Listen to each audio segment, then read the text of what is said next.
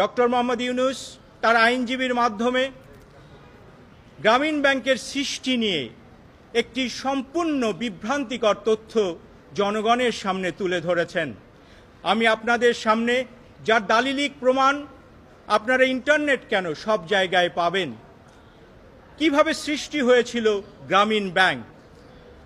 1976 সনে ডক্টর মোহাম্মদ ইউনূস যখন চট্টগ্রাম বিশ্ববিদ্যালয়ের অর্থনীতি বিভাগের একজন শিক্ষক, সেই সময় চট্টগ্রাম ইউনিভার্সিটির, মনে রাখবেন বিষয়টি, চট্টগ্রাম বিশ্ববিদ্যালয়ের অর্থনীতি বিভাগ একটি রিসার্চ প্রজেক্ট নেয়, যেটি ছিল ক্ষুদ্র ঋণ বিষয়।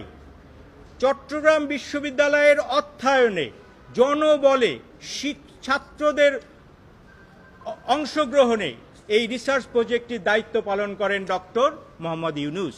আমরা তার